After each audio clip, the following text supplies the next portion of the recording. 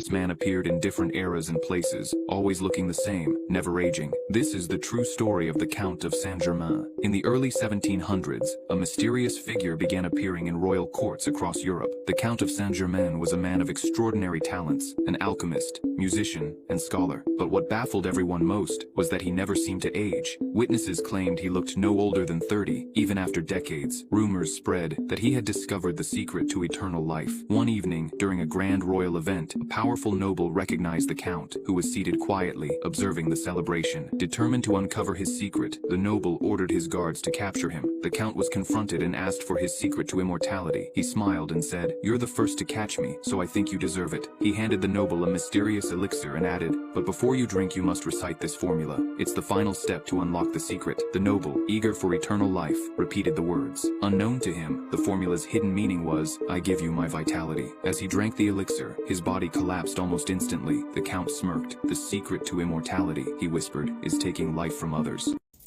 Alisha. My name is Oshun. On this channel, we uncover the creepiest, most unusual haunted TikToks the internet has to offer for entertainment purposes. Happy that was empty. Y'all are my soul tribe. Tribe is with a Y because the Y is for you. And that's because I love you so freaking much. Please like, comment, and subscribe to the Soul Tribe for your weekly dose of supernatural, coming to you every Sunday, Tuesday, and Thursdays. Now, let's get to this next video. Hey y'all, it's me, the Money Professor, and everybody wants to know, what's an IUL? And I'm going to tell you. So this is you, this is your money. And on average, you take your money and you put it in the bank. And when you put your money in the bank, it's only going to grow at a whopping 0.01%, maybe a 0.001%. And while it's in the bank is loaning out your money, compounding your money, and making and keeping all of the money. And what you should do is take that money and put it into an IUL. And what's an IUL? It's an Index Universal Life Insurance Policy. So when your money's inside an IUL, it is protected and it's guaranteed to grow on an average of 8 to 10%. All right. And so when it's in those accounts, the account grows because it is growing on a compound or uninterrupted compound interest. And when it's protected, it's protected because it has a 0% floor, guaranteed, no losses. Okay. So when the money is in that account, at the same time, it's growing cash value. And when you have that cash value, you're able to spend that money tax-free. You can use that money for leverage, such as, college funding, investing in property, or just other cash building assets. You can use that money as income replacement for retirement funding, or even build your own private bank, becoming your own family bank. And at the same time, it's a death benefit. It's a life insurance policy. So this death benefit, you are able to leave a legacy. It comes with living benefits for chronically ill or, critical illnesses. And also it's collateral. You are using this money to pay back this money when you are taking it while you're still alive. DM me more or hit the link in my bio if you are interested in creating your own IUL. This fellow was the most dangerous man alive in 1963. In New York City, there lived a guy who went by the nickname the Milkman of Manhattan. He would go door to door on the streets of Manhattan selling milk. Whenever he knocked on the door, he would request to speak to the father figure only. At the end of his sales pitch, not only would he sell some of his delicious milk, but he would also become best friends with the men he was selling it to. In 1964, over 72 men started to go missing, all coincidentally living within the streets of Manhattan. All the wives of the men reported seeing their husbands speaking to an odd-looking man on their front porch the day of their disappearance. Many of the children stated that their father told them he was going out to get milk, even though they already had milk, and it was very late at night. All the fingers would be pointed at the milkman. Investigators quickly discovered an underground lair beneath the streets of Manhattan where the milkman was living. There was also a boxing ring inside the lair, but that wasn't even the strangest part. There was an incinerator as well. When confronted by police, inside his secret lair, the milkman said, "The first rule about the Fight Club is that no one leaves the Fight Club," and evil smirk spreading across his face. When asked by the police where the missing men were, he quickly pointed at the incinerator saying, "I'm undefeated, baby." He then began sprinting toward the police, and let's just say things didn't end well for the milkman that day. I'm not going to lie, in all the years I've been selling real estate, I've never had something quite like this come up.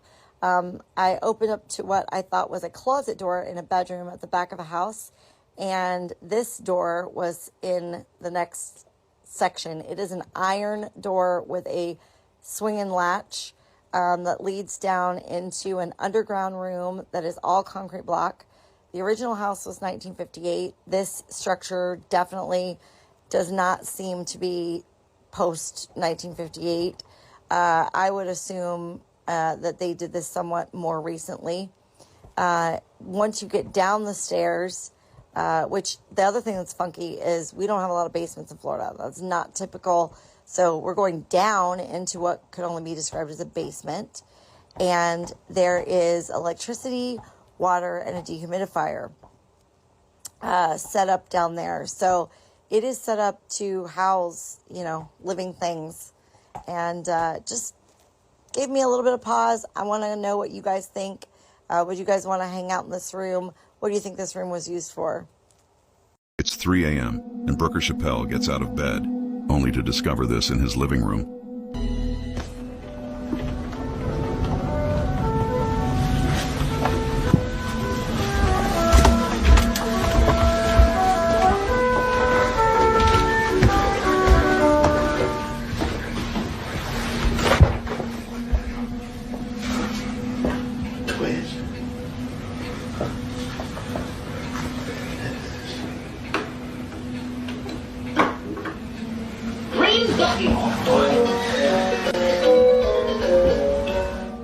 Now this feels like something straight out of Toy Story, but not in a fun way. Creepy alert, right?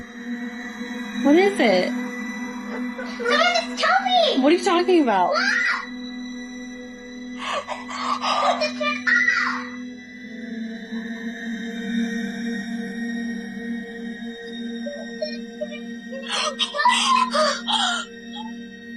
The most aggressive and the most terrifying of all the types of Bigfoot to me is the Tennessee Wildman. Now, the Tennessee Wildman is thought to be almost more man-like than ape-like. And this thing can run really fast, it can climb trees, and it's said to resemble a very hairy man. Now, some people have linked them with being just feral people who lived in the woods. But people who've encountered these things say these are not human. Whatever these are, they are something else. Now, the craziest story that I heard about the Tennessee Wildman came from the Smoky Mountain National Park. There was this avid outdoorsman, avid hiker named Mike. Now, Mike had been to the Smoky Mountains hundreds of times. This particular time, he decided he was going to hike this one trail, and it was the middle of winter. Now, it's never a good thing to go out in the Smoky Mountains in the winter because you do get very bad weather sometimes. But he, had trained and done survival training, so he was pretty well prepared. Well, he happened to be out on this trail, and he was a good, 10, 15 miles out, when all of a sudden he encountered like a very big freak snowstorm. And he said, he knew he needed to find shelter immediately to ride out this storm. Well, tucked in between this ravine and one of these mountains, there was a cave on the side of the ravine. So he hikes over to the cave, and he said, this cave was probably 6 foot tall by 6 foot wide, and you could kind of walk in it and go back a good distance. So he goes inside the cave, and he puts his gear down, and he builds a fire at the base of this cave. So he said he just sat down up against the wall and was like, I'll just sleep and wait out this snowstorm. He said after an hour after it had gotten dark, he was sitting in the cave, And he said all of a sudden he heard this very loud howl, like scream. And he had known like all the wildlife in the area. And he said whatever this was, it was something different. And it just gave him chills instantly. He said this howling went on for maybe 3 minutes and then it stopped. About an hour after this, he said he starts hearing like rocks falling in front of the cave. And he said it sounded to him like someone was standing above the cave on top of this ravine, walking around. And he said all of a sudden, he started to hear that screaming and howling again, except it was getting louder and it was kind of echoing through this ravine. And he said whatever it was, he could tell it was outside of the cave. It was moving around because he could hear it. And then all of a sudden he said, off the fire, he could see shadows outside the cave moving around like really, really fast. And he said just this howling just kept getting louder and louder. And at this time, he's thinking whatever this is going to come into the cave, so I need to defend myself. So he said he pushed himself up against a corner in the cave and he pulled out his hunting knife. And he was sitting there waiting for whatever this was to come in. And he said, it must have lasted about 10 or 15 minutes. And then all of a sudden it stopped. And he said he waited there for about an hour for something just to come in, but nothing ever came in. And he eventually said he calmed down, he relaxed, and then he fell asleep. The next morning, he goes outside of the cave, and he said the snow... This is the real-life smiling woman. The story dates back to the 1990s when many people claimed to encounter a strange woman late at night on their way home. She wore a red dress, kept her head down, and swayed slightly as if unsteady. As you got closer, she would suddenly lock eyes with you and flash a terrifying smile, a grin so wide it seemed to stretch to her ears. Her teeth were perfectly straight but unnervingly sinister. Though the woman never acted violently, many people reported that her haunting smile stayed vividly in their minds for months, leaving them deeply unsettled. In 2000, the woman was arrested. Upon investigation, police discovered that she suffered from severe mental illness. To prevent her from causing harm, she was confined to a psychiatric hospital. However, hospital staff reported that late at night, she would sit in her room muttering to herself. Not long after, the woman escaped from the hospital and was never seen again. The only trace left behind was in the room where she had stayed, a disturbing piece of graffiti on the wall. This is a dark chapter of history that the locals have desperately tried to keep hidden. In 1966, in a small Texas town, a father named Carl and his son Lucas arrived in search of work. They were puppeteers, traveling from place to place performing puppet shows. But Lucas had grown tired of their nomadic lifestyle. He couldn't understand why his father clung to this unprofitable craft. Secretly, Lucas wished his father would fall ill so they could finally settle down in one place. To his shock, Carl did get sick not long after. Even in his weakened state, Carl insisted that Lucas continue practicing puppet manipulation every day. Frustrated and resentful, Lucas eventually ran away from home. 3 years passed before Carl received a letter from Lucas. In it, Lucas claimed he had worked hard and become a wealthy man. He also mentioned he was married and invited his father to visit his new home. Torn between curiosity and bitterness, Carl decided to go. When Carl arrived at Lucas's grand house, he was greeted warmly by his son, who eagerly shared stories of his life since leaving home. Lucas apologized for running away and said he'd finally come to understand the true essence of being a puppeteer. Then, Lucas led his father to a room filled with lifelike dolls of young women. Smiling, Lucas said, "Father, these are your daughters-in-law." Carl's face froze in horror as he stared at the figures. In that moment, he realized they weren't dolls at all. What other stories would you like to hear? Let me know in the comments. That was weird as hell. So they were real women, but he had them dressed up like dolls, and they all were acting like dolls, so they were mind controlled. Next video.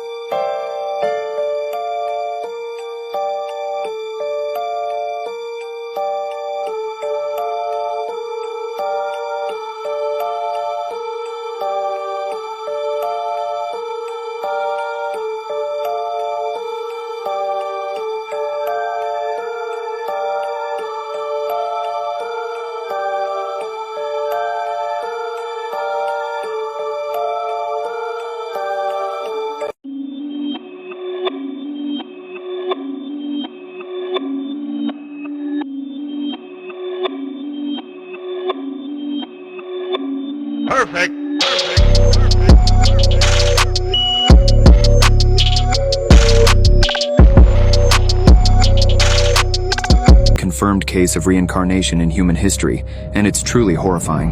In the quiet town of Goobersville, Indiana, in 1939, a young couple welcomed their baby girl, Mary. For the first few years, Mary seemed like any other child, until she started speaking strange words no one could understand. Her parents thought it was gibberish at first, but as she grew, it became clear. Mary was speaking fluent Chinese. The family was stunned. They had no ties to China, no exposure to the language. Seeking answers, they consulted language experts, who confirmed that Mary's Chinese was not only fluent, but filled with phrases no modern child would know. As the years passed, Mary's behavior grew stranger. One day, she pointed to an old map and insisted, "Take me here." The place? A remote village in China. Desperate for answers, her parents finally gave in. After a long journey, they arrived in the village. While riding a train through the countryside, Mary suddenly demanded they stop. She led them to an old farmhouse, ran to the door, and knocked frantically. An elderly man opened it, and without hesitation, Mary bolted inside. The family followed, stunned,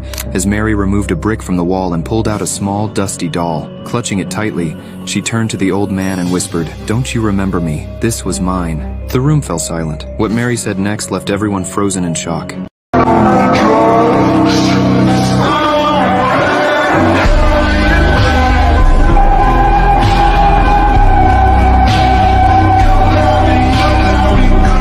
Why are they hiding this evil part of history? In the 1950s, in the deep hills of Arizona, there was a young woman named Rosemary. She lived with her sick mother named Abigail Marsh in a crumbling old house. Rosemary was super tall and had a condition that made her look like a mummy. The townspeople feared her. One day her mother's health took a turn for the worse, and she passed out. Rosemary quickly called the local doctor, Dr. Rick O'Shea, crying and making weird noises as she couldn't talk. The doctor happened to know them and managed to get to the house quickly, but by the time he was there, Rosemary's mother was already gone. Dr. O'Shea tried everything to revive her, but it was too late. He broke the news to Rosemary, but she refused to believe him. In her eyes, the doctor had failed her. Worse, she believed he was the reason for her passing. As the doctor tried to leave, she cornered him. She didn't use words, just raw, terrifying strength. The townspeople would later find his car abandoned outside, but the doctor was never seen again. Days later, the people of the area noticed something strange. Rosemary was seen wandering the streets wearing the doctor's white coat. She walked with a sedate into silence and paralysis. When you go to the nocturnal haven we cannot tread. And with that, the researchers shot this participant in the heart, and when he fell over and was slowly dying, he just recited, "So nearly free." And that was the end of the Russian sleep experiment, proving that humans cannot stay awake for 2 weeks, let alone 30 days. But before I go, I want to leave you with one more thing. Is today's date. And that story is not true. That is a super famous creepypasta story. Some of you probably already have heard this story before and knew right from the start what it was, but maybe I fooled some of you. But while it is a creepypasta and it's made up, many people believe that it is based in reality. And honestly, I could see something like this having happened in the past. I mean, just look at the Stanford prison experiment. Things like this could have happened. But whether it's based on a true story or not, that is the story of the Russian sleep experiment. And I hope whether or not I fooled you, you enjoyed me telling this story. It is one of the scariest creepypastas I've ever read.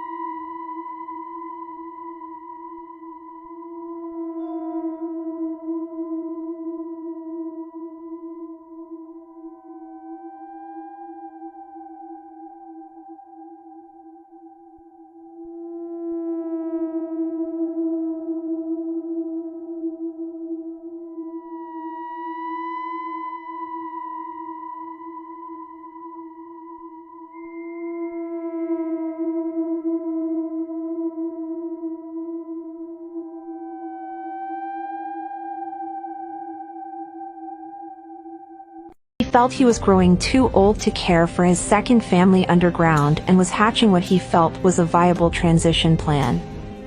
Once police began interrogating Yosef, he confessed to everything. He claimed that he simply lived a second life in the basement with his daughter, and that while he may have been forcing her to stay in the basement, the details of their relationship were all consensual. He claimed that the media painted him out to be a monster, but that in reality, he and his second family enjoyed spending time together, and he had a good relationship with Elizabeth and their kids. Despite these false claims, he does admit that something in him was aware that everything he was doing was wrong, but he became so used to his secondary life underground that he didn't care. He acknowledged that what prompted him to keep Elizabeth locked up in the basement is that she no longer adhered to any rules in her teenage years, and that he needed to keep her safe from the outside world, by force if he thought necessary. But even though he made statements like that, positioning himself as her protector, he'd also make statements that reflected quite the opposite. He admitted that the decades without sunshine, or medical and dental care, caused a profoundly negative effect on his daughter's health, stating, "Elizabeth remains strong, she never complains, even as her teeth slowly rot and come out of her mouth, one by one. She suffers day and night with unbearable pain and can't sleep." By the time Elizabeth had arrived at the hospital that fateful day, each and every one of her teeth had excruciatingly rotted out of her mouth.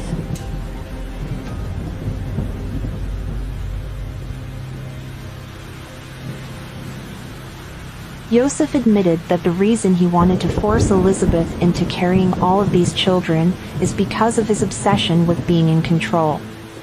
He wanted to own Elizabeth like a piece of property, and made sure that he could do so in every way possible. On the off chance she escaped his dungeon of horrors, he was hoping he could get her pregnant as many times as possible, so future partners would be scared off by the large number of children she had, and she'd hopefully be led back to him out of desperation. During Yosef's prison stint for his earlier rape conviction, he admitted that he planned to lock his daughter up so that he could contain and express his evil side. After his arrest, analysts reported that he stated, "I was born to rape, and I held myself back for a relatively long time. I could have behaved a lot worse than locking up my daughter." Analysts surmised that Yosef's deviant behavior was likely fueled by his upbringing by a toxic mother and father who abandoned them. While Yosef used to speak very highly of his mother, he eventually came to share the truth, which is that she hated him, abused him, beat him until he was laying in a pile of his own blood, and even compared him to Satan. Despite his fear of his mother, he actually let her move into the house with him and Rosemary back in 1959. But at that time, the roles became reversed, and his mom was facing Yosef's abusive personality on a daily basis. This all culminated in Yosef locking her up in the attic and telling everyone that she had died all the way up until she actually did. Police now think that he could have held his mom prisoner for about 20 years before dying in his captivity. To adhere to the agreement that Elizabeth would never have to see her father again, she gave videotaped testimony presented to Austrian prosecutors and investigators in July 2008. Later that month, the trial for Yosef began. He faced 10 years for the negligent homicide charge of Michael, the infant who died shortly after birth, as well as a maximum of 20 years for rape, incest, kidnapping, false imprisonment, and enslavement. On the first day of the trial, Yosef pleaded guilty to all charges except for the negligent homicide and grievous assault, brought on by threatening to gas his captives if they disobeyed him. His defense attorney encouraged the jury to not be swayed by their emotions and insisted his client was not a monster, citing that he brought a Christmas tree down to his captives during the holidays. The prosecution pressed for life imprisonment in an institution for the criminally insane. She demonstrated with markings on the wall how low the height of the ceiling in the dungeon was, as well as how damp and moldy it was, passing around musty objects from the cellar, causing the jurors to flinch from the odor. Jurors watched nearly 11 hours of taped testimony from Elizabeth in total, broken down into 2-hour sessions. Because the details were so harrowing, they couldn't bear more than 2 hours of the testimony. This is the case of Alisha Moore. On November 2nd, 2012, Alisha went missing. She attended Greenville High School. Alisha was just 16 when her life was violently snatched from her. She was last seen exiting a school bus on November 2nd at 3:25 p.m., according to Greenville Police Chief Dan Buskin, about a block from her home. 3 days later, her body was discovered by a construction worker 40 miles away in a furniture trunk on the side of a remote stretch of Highway 47. An Amber Alert was not issued for the girl, and anger was building over the perceived negligence of the police department. Chief Buskin said that Alisha's disappearance did not meet the criteria for an Amber Alert, and that authorities couldn't be sure she was abducted. Tragically, there were signs of trauma on Alisha's body, and this is not the first time that she was assaulted. Months before she was killed, her mom told police that 49-year-old Terry Dwayne Ramsire abused her. That's really, really, really sad. Prayers to her soul, condolences to her family. And I hope that police department got sued to the fullest, because everybody's responsible. Everybody in that police department has blood on their hands. Oh, hey y'all, it's me, the Money Professor. How are you? Well, I'm just, helping a client with some mortgage protection. What's mortgage protection? It's a life insurance policy that protects your family and your family's home in the event that you get sick, in a bad car accident, or just pass away before your mortgage is able to be paid off. This is the best way to keep your family and your home safe in the event that, like I said, you pass away. Mortgage protection policies are primarily term policies, and they last, 10 to 30 years, depending on your length of your mortgage payments. It also has the cheapest premiums, so it is extremely affordable for all homeowners, really. I personally believe everyone should know the power and benefits of having mortgage protection, as well as life insurance in general. The different kinds of life insurances that are offered and how important it is to have for you and your family. Feel free to send me a DM to learn about more opportunities and what's available for you and your family's protection. You can hit the link in the bio, complete the application, and I'll be in touch as soon as possible. Talk to you soon.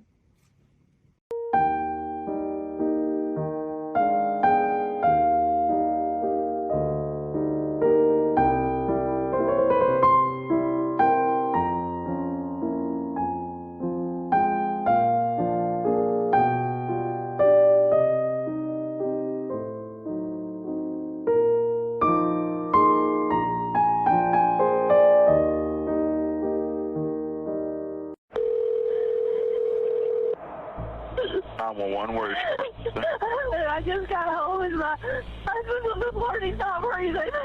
It's like somebody's been in the house and there's stuff dirt everywhere. What's your name? My name is Roxana Browning. I am his wife. Okay. Is he breathing? No. Okay, okay, listen to me. You know what happened to him? No, I don't. You think somebody's been in there fighting with him? Yeah. Okay. We've got help coming. They're coming as fast as they can. Goddamn Halloween decorations in July. I don't give a fuck. This is why I would never hire a stranger for a kid's birthday party.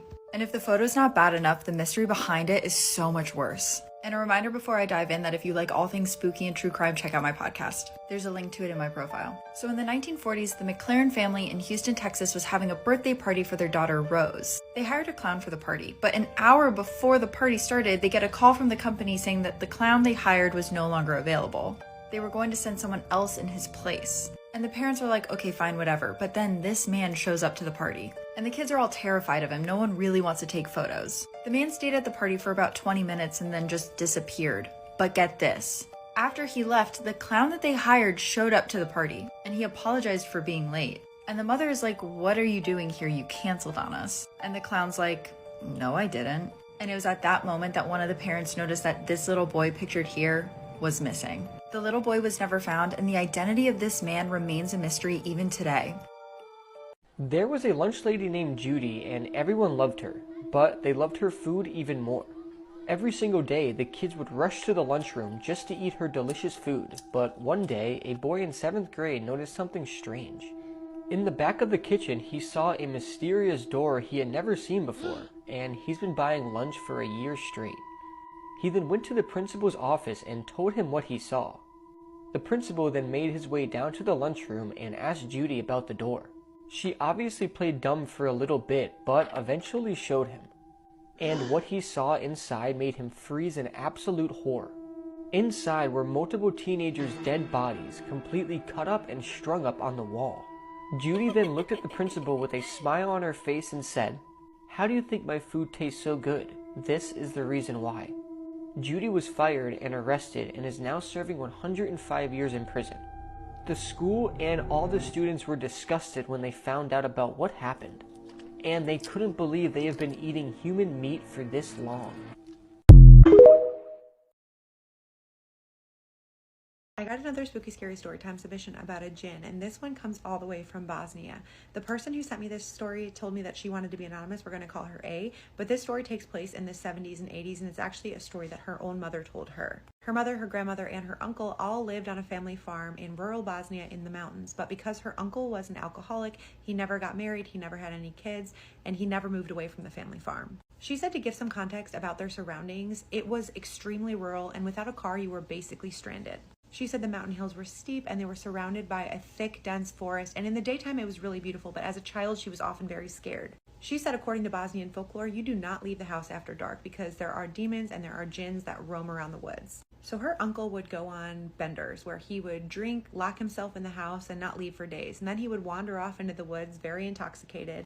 But because he did it all the time, his family didn't go after him. And she said the woods were completely dark at night. Like even the moonlight didn't peek through the trees. Her uncle apparently found a soft spot to lay down, and he was dozing off when he heard someone scream his name. He sat up confused, knowing that nobody in his family would have followed him out into the woods, and the neighbors wouldn't have been out that far on their property. He was sitting there trying to figure out what was going on when he hears his name again. So this sobers him up pretty quickly, and he starts to make his way home. He's walking through the dark woods when he hears it again, but this time it sounded like it was coming from right behind him. So he breaks into a sprint and he is running home as fast as he could. And the thing behind him was running as fast as he was. He heard twigs and branches snapping, and it sounded like they were dragging some kind of chain through the trees. He gets home, he bangs on the door, his mother opens it just so slightly, and he pushes past her and slams the door behind him. His mother asked him what was wrong, and he's out of breath, but he's trying to explain to her what just happened in the trees. And at this point, everybody else in the house is up as well, so he's explaining it to everyone. Everybody dismissed it at first because he was intoxicated and they just didn't believe him. But then the next morning, they were shocked to find there were chain marks and the lawn had been completely destroyed. It looked like claw marks or something heavy and metallic had been dragged through the grass. Apparently everybody believed him after that because there was no way that one man could have caused that much damage.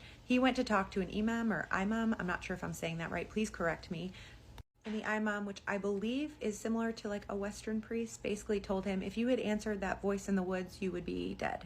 A said her mother swears by this story, but she doesn't like to talk about it much because she believes that talking about bad spirits can attract them to you. So she said she doesn't know what to believe of this. Maybe it was just a lunatic chasing him through the woods, but what about the lawn then? She said she's also heard lore about the SW word. I'll put that on the screen. I know now not to say it out loud. Or maybe a mimic, but she's curious on what y'all think as well. So keep sending me your spooky, scary stories. Let me and her know what you think, and she will be reading the comments.